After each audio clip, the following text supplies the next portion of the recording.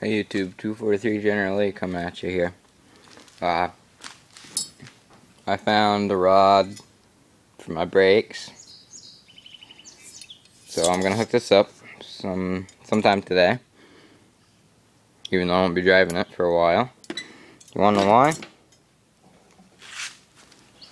This is the belt. I went down to my grandparents' house, check in and drop some stuff off, and I started to come back up, and I didn't come up the driveway. I came up the hill over that way. It ain't focusing because of the light and stuff, but there's a hill over that way, and yeah, I'll show you my new pulley set up underneath. And yeah, I had to relock the differential yesterday because I was back. I drove it up to the party, and then I came back, and next day I used it. I backed up with it, and I heard a really loud snap. I was like, oh, that's strange. So I've been driving it, and I went to go blow donuts with it the other day, and I realized only one tire was spinning. I was like, oh, fuck. So I took it apart. I snapped some teeth off of the gears, and they just turned into powdered metal. So they're in there's the powdered metal. Some of it I think is still in the case and the grease and stuff, but it's just like powder. It's welded and stuff's all in there. But yesterday I spent a good hour or so. I cleaned them up a little bit. I didn't clean all the grease off. I wasn't really nitpicky. But after I got welding on it, it like burnt the grease off. I let it burn it off and stuff. Cleaned it up and stuff with wire brush. Put it back in that other half of that transmission case, 'cause it's the same thing, so I don't have to clean this one out. I might take this one apart and clean it and put brand spanking new grease in it. Fill it with grease. But I have one straight axle in there now. I welded all 4 spider gears together. Every spot I could weld, I welded it. I used the Lincoln Electric 225 stick welder, or buzz box as some people call them. I used 90 for some tacks to hold it in place, and then once I started welding, I used 105. I seem to be getting really good welds out of that. It was melting right into them gears. So they should be set for now. I don't think they'll break again. Cross fingers. But I put new axle seals in it and stuff so water won't get in. Alright, let's show you my I'll show you my clutch setup. I have the mufflers on the motor now, as you can see. There's one there, one over there.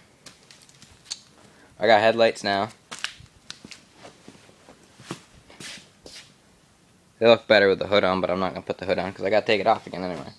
So off, on. I mean, they're bright. I like them. I get to try them out sometime.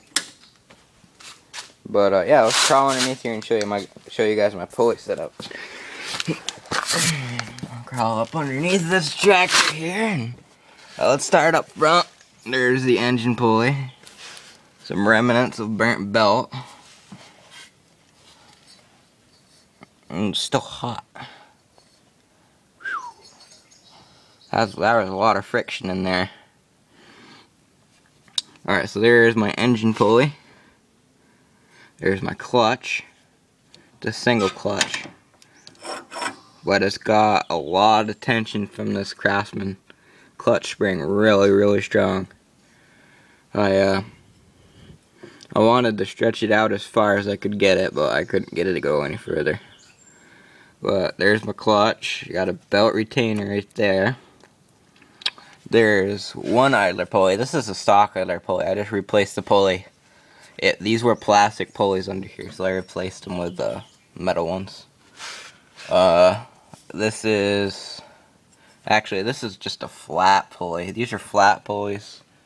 This metal one, and this metal one are flat pulleys. This one's the only V-grooved pulley in here, other than the transmission and engine pulley. But this one's plastic one. This one I took off the clutch because I wanted a metal one, because the bearings are better in this metal one. But right now it's rubbing on the side of the frame. But anyway, clutch, stock idler pulley with belt retainers.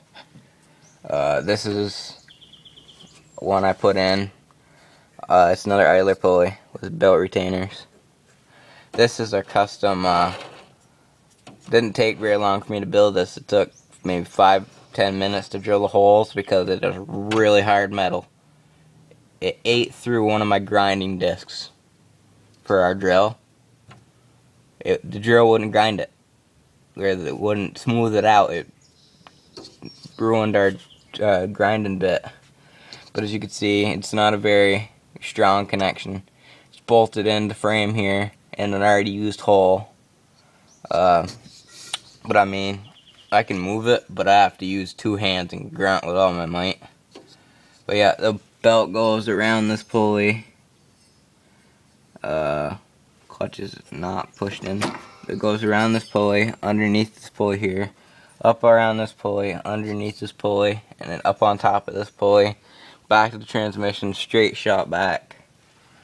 And I'm thinking about making this a pivot point, notching it in the frame somewhere if I can do it, putting a spring in it right here, running it up here somewhere, drilling a hole in the frame like up here, running a spring from like the end here up here to get as much tension as I can on that belt. But I might weld like a stopper on it too, like right here somewhere, so when it can only go back so far. So when I push on the clutch, it'll take tension off the belt so I can stop and shift and stuff. A bird just flew in the garage. But yeah, I wanted to do a transmission lift on this. Just lift it up some more. And you can see there's my welded shifting linkage on that side, so it shifts really smooth. Well, not a lot of play. There's the wires for my winch, wires for the battery, more frayed belt. This is my clutch catch, my parking brake. Yeah, there's not much other than that underneath here. My steering has none of this linkage is loose. I got it as tight as I could get it all. There's no play in this at all, back and forth. There's this way because it's supposed to do that for when the thing was to pivot, but I welded it so it's not going to pivot. It's not welded even either, so it's slightly tipped to one side. But yeah, I would like to find another 4 and or 4.5 inch pulley for the rear. Right now it's a 3.5, but I think it's coming loose again. I hope not. This thing used to come loose so much with the Allen screws in it. So you know them ones that are on the little shifting balls for your transmission? Them fit in them pulleys. Or they fit in this one for my case. And I put them in and tightened them up really tight. So yeah, that's the underneath of the lawnmower. I guess you could say this is, well, I guess later I'm going to be doing how to build an off-road lawnmower. Just for the fun of it. There's a lot of good ones out there, but I want to add mine to it. Maybe I can get some more viewers and subscribers. Alright, so that's that. Yes, that's right. Found the stuff in my brakes. I might have said this already. So I got that bar. Actually, where is that bar? I might try to hook it up.